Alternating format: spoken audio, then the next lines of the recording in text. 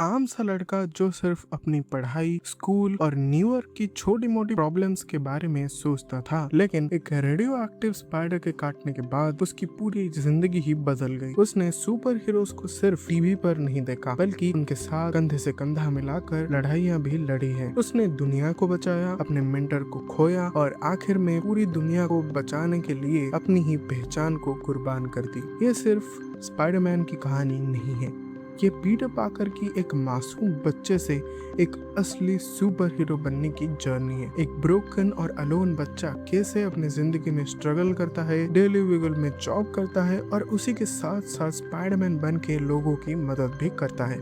Chapter 1 civil war. Peter Parker Queens का एक intelligent teenager था जो स्कूल के बाद सीक्रेटली स्पाइडरमैन बनकर लोगों की मदद करता था। उसके होममेड सूट और छोटी छोटी हीरोइक्स ने एक इंसान का ध्यान उसकी तरफ खींच लिया था। वो इंसान था टोनी स्टार्क। टोनी को पीटर में सिर्फ पावर्स नहीं दिखी, उसने एक पोटेंशियल अवेंजर को भी उसके अंदर देखा। इसीलिए वो पीटर को अपने साथ जर्मनी ले आया, जहाँ पर अवेंजर्स के बीच सिविल वॉर चल रहा था। यहीं पीटर की पहली मुलाकात हुई captain America, falcon, winter soldier और दूसरे सुपर हीरो से। एयरपोर्ट बैटल में स्पाइडरमैन ने सबको अपनी स्पीड, इंटेलिजेंस और एक्साइटमेंट से इम्प्रेस कर दिया। लेकिन उस दिन पीटर को सिर्फ एक फाइट नहीं मिली, उसे एक नया सपना मिला, एक दिन अवेंजर्स बनने का सपना। Chapter 2 Homecoming. सिविल वॉर के बाद पीटर अपनी नॉर्मल लाइफ में लौटने की कोशिश करता है, लेकिन अब उसका सिर्फ एक ही गोल था, टोनी स्टार्क को प्रूव करना कि वो सिर्फ एक फ्रेंडली नेबरहुड हीरो नहीं है, बल्कि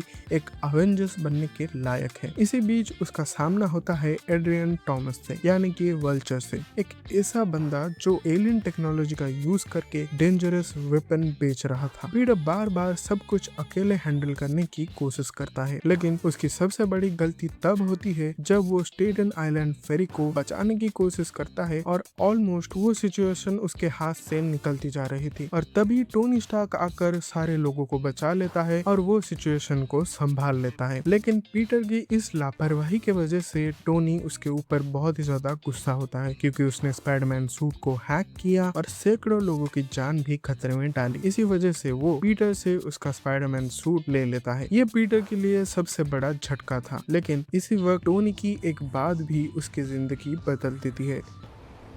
If you're nothing without this suit, then you shouldn't have it. ये लाइन पीटर को समझा देती है कि हीरो सूट से नहीं बनते हैं, हीरो उस इंसान से बनता है जो उस सूट के अंदर होता है। और बिना किसी एडवांस टेक्नोलॉजी के भी पीटर वल्चर को हरा देता है। उसी हिम्मत और जिम्मेदारी को देखकर टोनी उसे ऑफिशियली अवेंजर्स बनने का एक मौका देता है, लेकिन इस बार पीटर टोनी को मना कर देता है, क्योंकि अब उसे समझ आ चुका था कि एक फ्रेंडली नेबरहुड स्पाइडरमैन बनना भी उतना ही इम्पोर्टेंट है जितना एक अवेंजर्स बनना।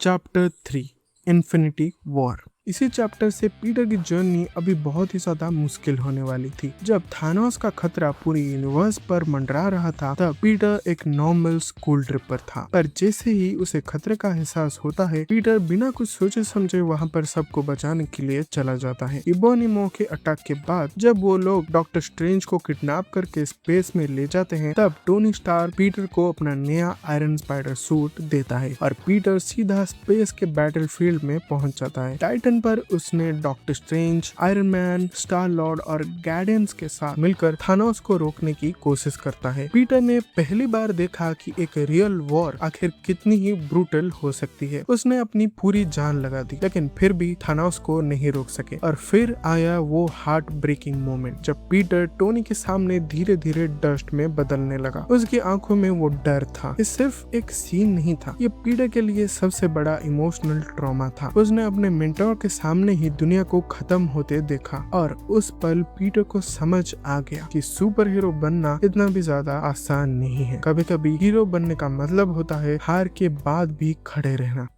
Chapter 4 end game. Infinity war के इवेंट को हुए अब 5 साल बीत चुके हैं। पीटर पाकर के साथ साथ दुनिया भर के आधी पॉपुलेशन अब डस्ट बन चुकी है, लेकिन जब अवेंजर्स ने टाइम हेस्ट के थ्रू सबको वापस लाने की कोशिश की, तब पीटर पार्कर के साथ साथ बाकी जितने भी अवेंजर्स और दुनिया भर के लोग जो गायब हो चुके थे वो फिर से वापस आ गए और फिर पीटर पार्कर ने बाकी के अवेंजर्स के साथ मिलकर थानोस के आर्मी से फाइट की और आखिरी में टोनी ने अपनी जान देकर यूनिवर्स को फिर से बचा लिया। लेकिन ये चीज पीटर के लिए सबसे बड़ा शॉकिंग टर्न था क्योंकि उसने अपना मेंटर को खो दिया। ये उस इंसान का जाना था जिसने उस पर सबसे पहले भरोसा किया था और इसी लॉस ने पीटर को इमोशनली और भी ज्यादा मैच्योर बना दिया। Chapter 5 far from home. Tony के जाने के बाद पीटर बहुत ही ज्यादा दुखी हो गया था। वो हर जगह सिर्फ टोनी को ही याद कर रहा था, लेकिन उसे अपने सुपर हीरो का काम भी करना था और अब तो उसको गाइड करने के लिए भी कोई मेंटोर भी नहीं था। इसी बीच इन सारे स्ट्रेस से दूर जाने के लिए उसको एक मौका मिलता है उनका स्कूल के ट्रिप का, जहाँ पर वो सारे लोग गर्मियों की छुट्टी के लिए इटली जाते हैं, जहाँ पर पीटर की मुलाकात होती है क्विंटिन बेक से यानी कि मिस्टीरियो से। शुरू में मिस्टीरियो एक सुपर हीरो की तरह ही लगता था, एक ऐसा इंसान जो टोनी के बाद दुनिया को प्रोटेक्ट कर सकता था। उसने धीरे धीरे पीटर का ट्रस्ट जीत लिया और इसी ट्रस्ट का फायदा उठाकर मिस्टीरियो उसे मैनिपुलेट करने लगता है। पीटर को लगता है कि वो टोनी की लेगेसी संभाल नहीं सकता है, इसी वजह से वो मिस्टीरियो के ऊपर और भी ज्यादा ट्रस्ट करने लगता है, लेकिन असल में वो एक डेंजरस इल्यूजन के बीच फंस चुका था। सबसे बड़ी गलती तब होती है जब पीटर एडिथ का कंट्रोल मिस्टीरियो के हवाले कर देता है और फिर धीरे धीरे मिस्टीरियो अपना असली रूप दिखाने लगता है। असल में मिस्टीरियो कोई भी हीरो नहीं होता है, वो एक फ्रॉड था जो कि पहले स्टार्क इंडस्ट्री में काम करता था, जिसको टोनी ने निकाल दिया था और टोनी से बदला लेने के लिए वो उन सारे एक्स एम्प्लॉयज के साथ मिलकर एक टीम बनाता है जो कि टोनी स्टार्क को रिप्लेस करेगी। उसने पीटर के इनोसेंस का फायदा उठाया और मरते मरते सारे दुनिया के सामने स्पाइडरमैन की आइडेंटिटी रिवील कर दी। चैप्टर 6 नो वे होम। तो ये मूवी एमसीयू के स्पाइडरमैन की जर्नी को एक क्लोजर देती है कि कैसे वो एक टीनेजर सुपर हीरो से एक मैच्योर सुपर हीरो बनता है। तो अब क्योंकि पीटर की आइडेंटिटी सभी लोगों के सामने रिवील हो चुकी थी, इसी वजह से उसकी लाइफ धीरे धीरे कोलैप्स होने लगती है। उसके दोस्त, उसके फैमिली मेंबर्स को बहुत सारे मुश्किलों का सामना करना पड़ता है और हद तब हो जाती है जब उन सब की MIT के एडमिशन का एप्लीकेशन फॉर्म भी रिजेक्ट हो जाता है। पीटर को ये सारी चीजें बहुत ज्यादा तकलीफ देती है क्योंकि उसके वजह से उसके दोस्त और फैमिली मेंबर्स बहुत सारे तकलीफें झेल रहे थे। इसी डेस्परेशन में वो जाता है डॉक्टर स्ट्रेंज के पास ताकि दुनिया उसकी आइडेंटिटी भूल जाए, लेकिन डॉक्टर स्ट्रेंज जो स्पेल पढ़ रहे थे जिससे सभी दुनिया वाले ये भूल जाएंगे कि पीटर पार्कर ही स्पाइडरमैन है, उसमें थोड़ी सी गलती हो जाती है और अब अलग अलग यूनिवर्स से जो भी लोग जानते थे कि पीटर पार्कर स्पाइडरमैन है वो सारे इस यूनिवर्स में आ जाते हैं। तो अब पीटर को बहुत सारे प्रॉब्लम्स का सामना करना पड़ेगा। उसको अब अपने प्रॉब्लम के साथ साथ ये मल्टीवर्सल कांड का भी कोई हल निकालना पड़ेगा और पीटर डिसाइड करता है कि वो इन सभी विलेंस को बचाएगा, उनको क्योर करेगा और फिर जाकर वो उन्हें अपने अपने यूनिवर्स में भेज देगा। लेकिन इसी बीच ग्रीन गॉब्लिन उसे धोखा दे देता है और इसी मौके का फायदा उठाकर बाकी सारे विलेंस भी वहाँ से भाग जाते हैं और ग्रीन गॉब्लिन आंट मे को मार देता है। और अब ये वो मोमेंट था जहाँ पर पीटर पार्कर का इनोसेंस, उसकी होप, सब कुछ चला गया। लेकिन तब उसकी लाइफ में एंट्री होती है दूसरे यूनिवर्स से आए हुए स्पाइडरमैन। वो तीनों ही स्पाइडरमैन एक साथ थे, तीनों की अलग अलग जर्नीज थी, लेकिन तीनों का पेन ही एक जैसा था। उन्होंने पीटर को समझाया कि लॉस के बाद ही हीरो बनना पड़ता है और फिर आया final battle. Statue of liberty पर जो ग्रीन गॉब्लिन के साथ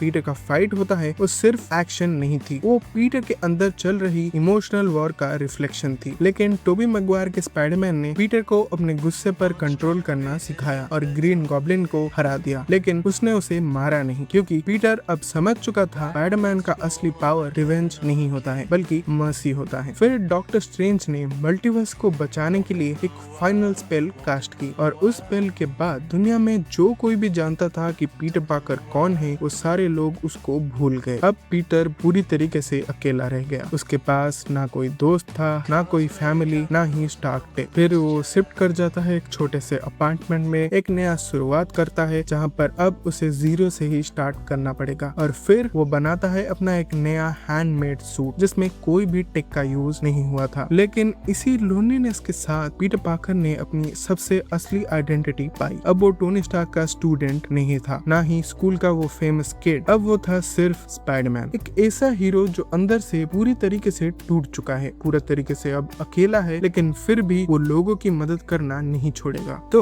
ये थी एमसीयू के स्पाइडरमैन की कंप्लीट जर्नी कि वो कैसे एक एक्साइटेड टीनेजर से लेकर एक लोनली, मैच्योर और सेल्फलेस हीरो बना। उसने अपनी पावर पाई, लेकिन उससे ज्यादा इम्पोर्टेंट उसने अपनी रेस्पॉन्सिबिलिटी भी समझी। उसने बहुत सारे अपनों को भी खोया, लेकिन फिर भी वो डट कर खड़ा रहा और सबसे लड़ता रहा। और जब पूरी दुनिया उसे भूल गई तब भी उसने हीरो बनना नहीं छोड़ा, क्योंकि स्पाइडरमैन का असली मतलब कोई सुपर पावर्स या फिर कोई टेक सूट नहीं है, बल्कि स्पाइडरमैन का असली मतलब है with great powers comes great responsibilities. और अगर आपको स्पाइडरमैन की कंप्लीट जर्नी पसंद आई हो तो वीडियो को लाइक करो, चैनल को सब्सक्राइब करो और कमेंट में बताओ कि आपको स्पाइडरमैन का कौन सा मोमेंट सबसे ज्यादा अच्छा लगा। तो मैं मिलूंगा आपको एक और नए वीडियो के साथ, तब तक के लिए अल्टीमेट रिएक्टर्स साइनिंग ऑफ।